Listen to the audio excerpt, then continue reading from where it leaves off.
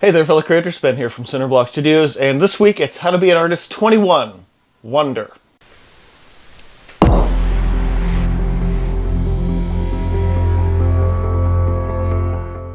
So, it's something I've noticed in the past couple of years. I think I made this a Instagram short about this a couple months back, but it keeps being a recurring thought for me, and it's this idea of what is it that about getting older makes us lose our sense of wonder about the world and about creating. And it's an interesting thought because it's something that it definitely affects people in different ways. Sometimes it's a matter of just becoming more experienced, to a lesser degree, perhaps more cynical. But there's something that is inherent, especially in specifically Western society, that it almost gets educationally drilled out of us to be less curious about the world and less creative. And it's a really sad thing because I think in many ways it can really easily kill people's creative ambitions. In so many ways, like you grow up and you're a little kid and everything's new and interesting and exciting and wonderful because you don't know about things. It's like once you go through school, you start learning how things work. These are these animals, and this is where they live, and this happened in history or whatever. But it's like once you know things, you stop being like, oh well, now okay, I know that now, and then you stop asking questions about it. And that's weird to me because it's like what breaks in our brains, and I think some of it is a societal cultural thing where it's just like, hey, once you grow up, you got to stop being a kid, you got to stop acting like a kid. And for all my life, I always be like, no, I'm not going to do that. I find that the most even when I was younger, like I was like the most interesting adults are the ones that hold on to that sense of childlike wonder and energy in the depths of their soul. They don't necessarily lose, the weight of responsibility and experience with age, or they adopt it rather, but they also don't lose that wonder, that curiosity, that deep curiosity about the world that just drives them and in so many ways. And I think as creatives, we definitely inherently hold on to that a lot more. But there is a certain sense of that cynical experience that you get the older you get that can really just drive a wedge between the curious wonder that you have as well as how to balance it. It's like the work-life balance thing. And I'll tell you a funny story about this is a couple of weeks back there was here in Pittsburgh where I live, they had the NFL draft, and there were like skywriting and airplanes going over. I'm hearing all this buzzing that I don't normally. What is all this noise? And it got me outside to see that, but it also I caught myself in a moment where I was looking up, and the way the sun was coming in with the clouds and it was late afternoon. It wasn't quite like sunset yet, but the way the light was shining on stuff, I just stopped for a minute. I'm like, ooh, I need to get my camera out. I got to put the telephoto lens and sit on my tripod and get these really nice, awesome, detailed images of the clouds and stuff. Like it was about like 45 minutes doing this in my front yard. I probably looked like an idiot to my neighbors, but I'm just sitting there like, oh, there's this angle over here down. Ooh, look at the way the sun's coming in there. Like it took me out of my element in such a way to go and be curious and to be inspired about the world. And we lose that slowly over time, It almost gets drilled out of us in such a way. U.S. education system especially, like it drills your creative spirit out of you At least most of the times. There are some good schools out there, but yeah, it's just it was just this moment, and like especially in modern society too. Now we have a tendency to sit on our phones and scroll, or you hang out on YouTube for too long, and you just get in your own head too much.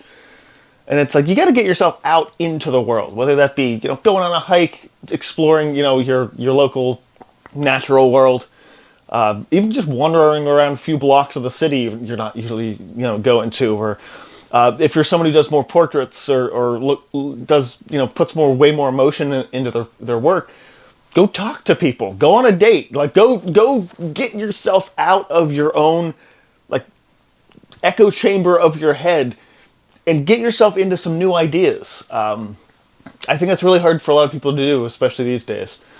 A good analogy, I think, for this too is, you guys know me, I'm a pretty big gamer. I grew up with it, and I've noticed something, especially, you read comments online and stuff, and I'll hear different things, like even like video game reviews and stuff. There's a sense after a while, and as the industry has developed, that certain games with certain aesthetics are just for kids. Like, oh, well, these cutesy Nintendo games, they're just for kids. And like, we want something more adult and more, like, graphically interesting, or we want something that's way more realistic. And I've noticed this, I would say, especially with a lot of people that do more competitive games, too, is you forget to just enjoy the experience.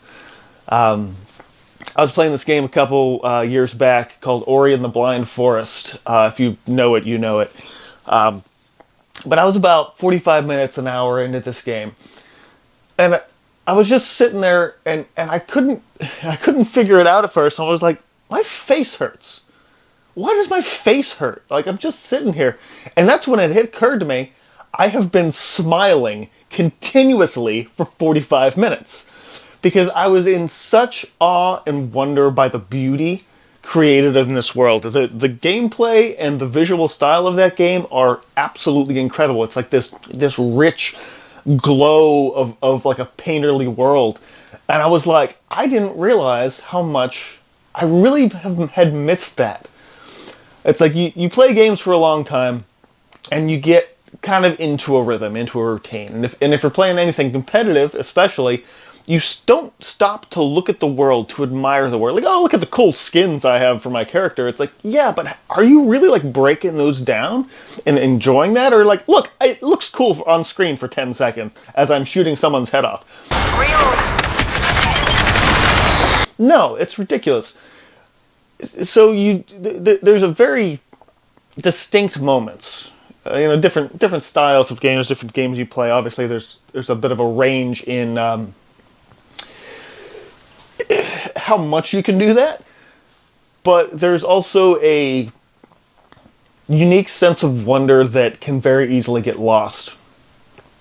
And I think between like my gamer side and my art side, it's about maintaining how to maintain that sense of wonder. So how do you do that as an artist, right? I think there's a few different reasons. I've talked about it already, about getting out of your head, getting out of your own studio space, getting out of your own isolation in a lot of that ways. I think especially coming out of 2020, that screwed a lot of people's heads up a bit. Put your phone down and stop scrolling. Go outside. Go out and talk to people. Go to a concert. Go on a date. Go to even to a lesser extent a family gathering. And I think that's partially why it's like holidays are like every other month, basically. Because it's like you can get holiday exhaustion and family exhaustion around like the holidays in like November, December. But just having a moment to just stop and take away the busyness and let yourself wonder about other people and other people's lives and other people's opinions and just things you don't know about, You grew up, you learn how things work. Oh, I know how this attaches to this and electricity works. And I know how these animals do these things and they live over there. But it's like when you stop having something to be curious about, you lose that. And artistically, it's very similar, especially when it comes to, I would say, physical media.